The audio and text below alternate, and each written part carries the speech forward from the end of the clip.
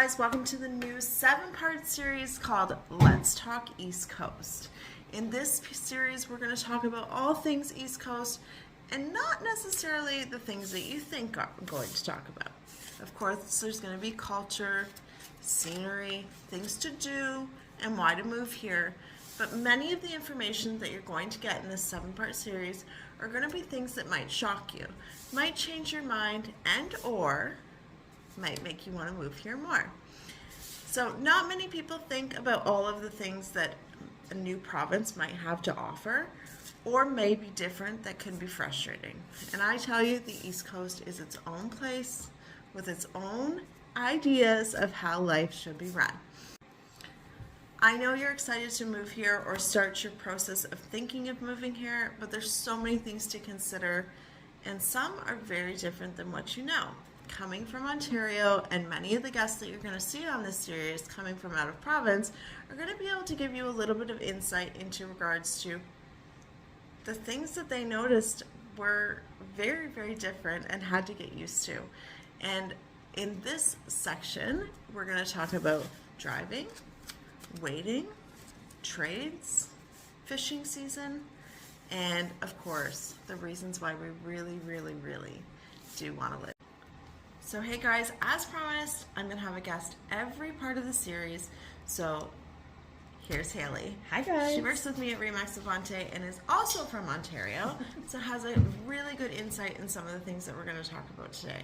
So I wanted to start off by saying that one of the most frustrating things that when I got here, being a very fast driver, was how slow the driving is and how courteous the driving is. So oftentimes you will find people stopping dead in the middle of the road to let people let you out, or dogs walk, yep, or squirrels. Sometimes squirrels. Yep. It takes some getting used to. Yeah, your brakes. That first year, your brakes take a little bit of wear and tear. It does absolutely take some getting used to because the speed limit is 110 on the highways, so you would assume ultimately Everyone's going to be driving faster than that. Yeah, like vroom vroom. But I find the best way to describe the driving out here is that in Ontario, it's all about the destination. Here, it's all about the journey. Yeah. So it's very rare that you get to your destination within the time frame that you thought you would. It's so awful in the sense that in that first year you get so frustrated until you learn that that's just the flow of the traffic. It's just the pace. And I've actually found, so I live 30 minutes outside of Moncton, so when I go into Moncton for work or errands, I have a 50-kilometer drive ahead of me.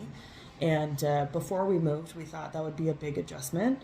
I actually often take the long way into Moncton now because it's more scenic.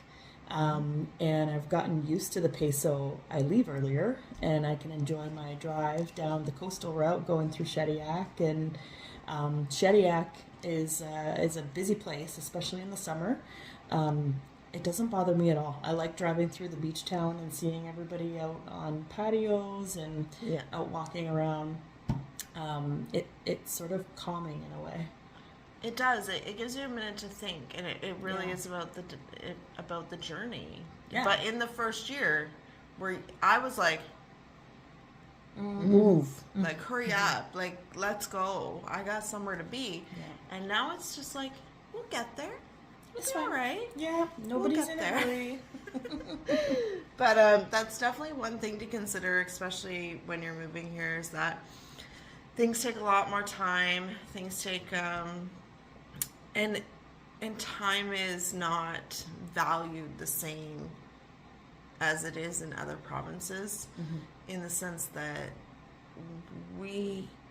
time is. It's sort of like island time. Yeah. Okay. So if you've ever traveled to Cuba or Jamaica, those kinds of places, chill. Island time, man. Yeah. It's very similar here. People would rather be late and stop to talk to their friend up the road or their neighbor or someone in the grocery store. Take a picture of a beach. Take a picture. Yeah. And that's okay if you're a couple minutes late, or Yeah. oftentimes too, I find people are a little more lax about actually setting appointments here. Like, Very it's much. just gonna be, I'll see you on this day. I'll get there when I get there. Yes, which can be very It frustrating. can be as if you're well. not used to it. Absolutely. If you're not used to it, and trusting the fact that they're going to come, they will come. Just it'll be within when they get there. when they get there.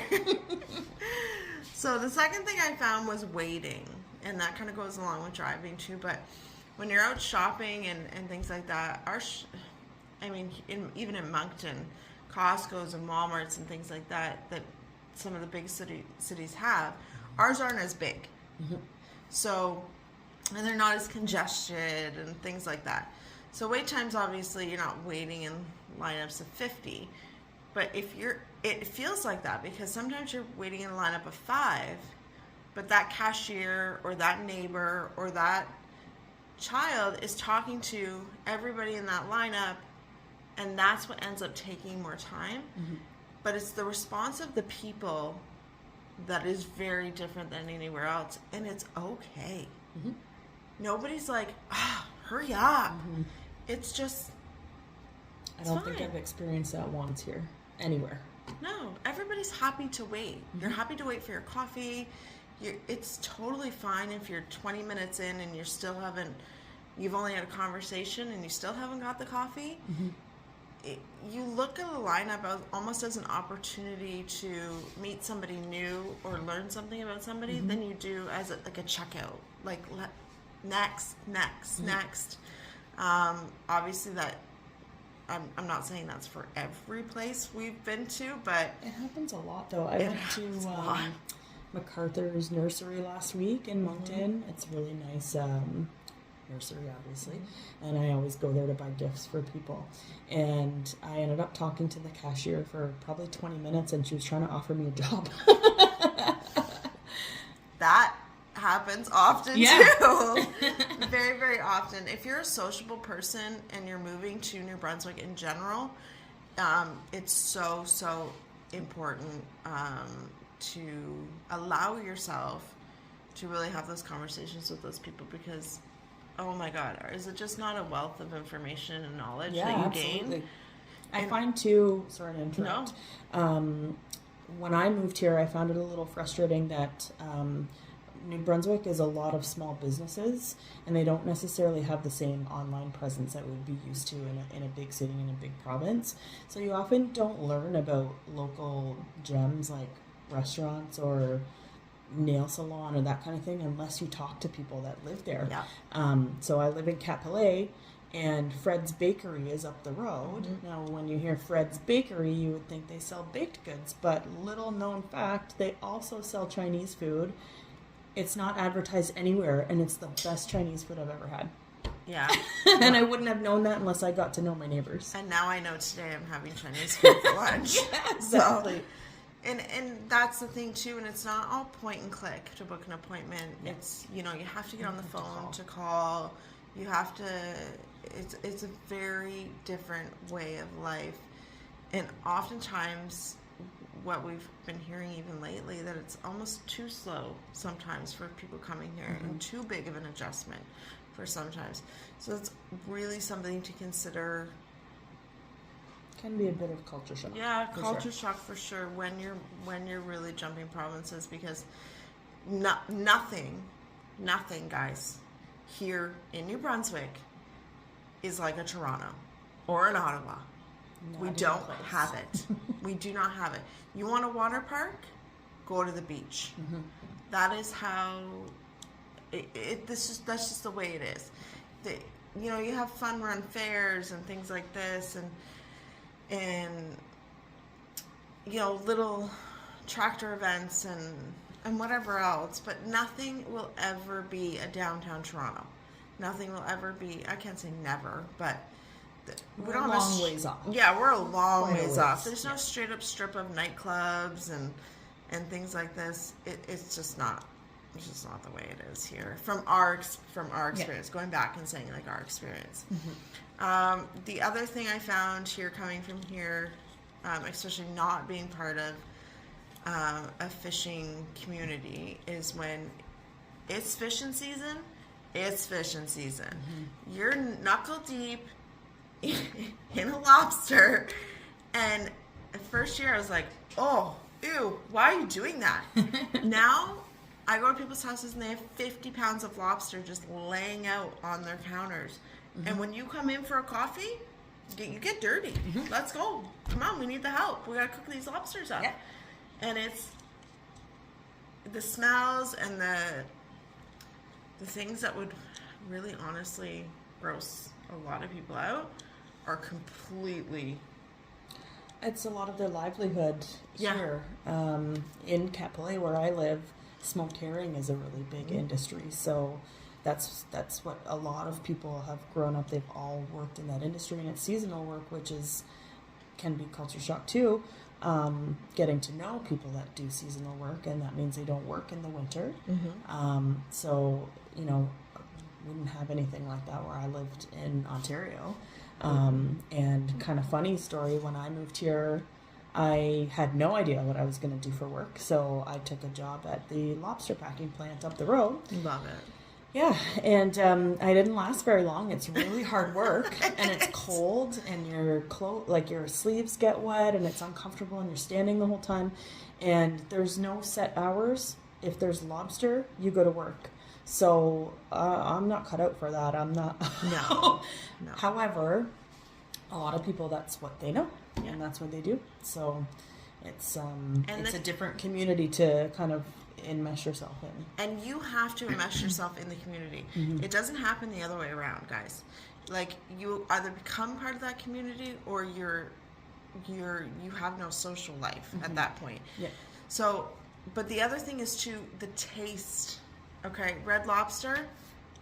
Okay, that's not lobster. No. Okay, so we encourage everybody that if you think you like lobster in Ontario, or wherever else you've been in Canada or wherever in the world, it's always important to try the local fish and lobster here, because it's very different than what you know.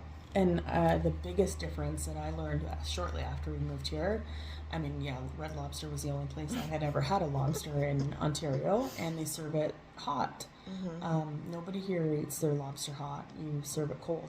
Yeah. Still with the garlic butter, but you cook it and then you stick it in the fridge. And nobody's arguing about the garlic butter. No.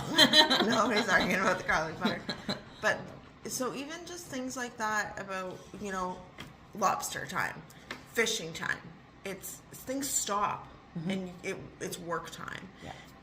And it smells everywhere, and lobster all over the counters and things like that. And it's just important to note that there are some things here that livelihood runs around, mm-hmm. that you have to get used to, and it will not be the other way around. Mm-hmm. So, last thing on the list that has really been kind of coming up in the COVID days, slightly pre-COVID days, mm-hmm. is the lack of trades that we have. And not necessarily lack of trades, but the ones that we do have, how busy they are. Yeah. And I'm going to let Haley speak on this, because I only know when I call how long I have to wait. Mm-hmm. But her husband has a business now, and he's been able to start a business from scratch, because there's been such a need. So so that was one of our big reasons for moving here, is we kind of looked all over Canada when we were thinking of making a move, and landed on New Brunswick for a few different reasons, but that was one of them. It seemed like people love to support local here, so the big companies just don't exist quite as much as they do in Ontario. And because people like to support local, there's a lot of opportunity for small entrepreneurs. So I wasn't a real estate agent when I lived in Ontario. Mm-hmm. Had a very different background, and I don't know that I would have been able to have the same start that I had here if I was still back there. My husband now has opened his own property maintenance company. So we did a little bit of market research with, getting some quotes and figuring out what prices should be, how much of a demand there is. And we knew that it would be busy, but he's just passed his first month. He's already got more clients than we were expecting. And he just cuts grass. Well, he does landscape too. He doesn't just cut grass. He does a lot. He does a lot. But most of what he's getting are calls for seasonal, just grass cutting. And there's so many people that want that. And he's actually finding he's turning people away that are too far because it doesn't make business sense for him to drive an hour to cut grass when he can do that around home. So there is so much opportunity here for creative small business entrepreneurs. I have another friend that just started a business doing balloon garlands, and they're beautiful. And we're not saying like it has to be a trade or anything. No, but we're saying that is lacking because even when you look at Moncton and the amount of people that live in Moncton, and we say it's not a Toronto, that is also what we mean. The variety of businesses, the small entrepreneurship of his businesses, the accessibility. Yeah. It's not here. So if you have something that you believe could be a business, I don't care if it's grass cutting or balloons, bring it, because you're going to make money. Yeah. You're going to make money. P.S. Plumbers, electricians, all that kind of stuff can come to. We really, really need you. Please. We're waiting on you guys too. Yeah. But it's so important to know that you could live a very simple life here and make money. Absolutely. And eat lobster. So just saying. But you have to drive slower and wait in line.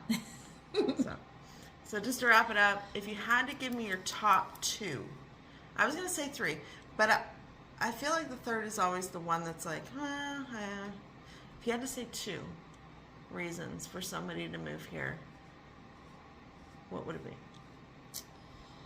I think, just as we were discussing, the opportunities would be number one. We've already covered all that, so I won't launch back into that.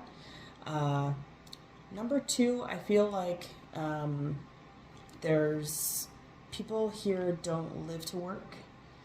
They work to enjoy their life. I really love the culture here that's more geared to outdoor life. People have ATVs, snowmobiles. Yeah. Everybody loves going fishing, whether it's summer or winter. You don't get the same... I'm looking for a term other than rat race. Well, that's totally fine. It's a constant rat race. Exist yeah. here. But the life is very simpler here. People don't overindulge as much as they do in Ontario or the bigger cities. Yeah. So to have people over at your house and have a little bonfire is more sufficient in time with your friends and family than it is to go and spend hundreds and hundreds of dollars on a night out. Doing anything. Yeah, really. Doing anything. Yeah. So it is really different in that sense. But by far, so nice to be able to just kick off your shoes. Yeah. After a day of hard work, don't get me wrong. But you're not run off your feet so much that you can't enjoy a little quality time. Yeah. So that's it. That's episode 1. That was super easy and awesome, and I think very informative. And next week we'll be back with episode 2. A little more information. Bye-bye.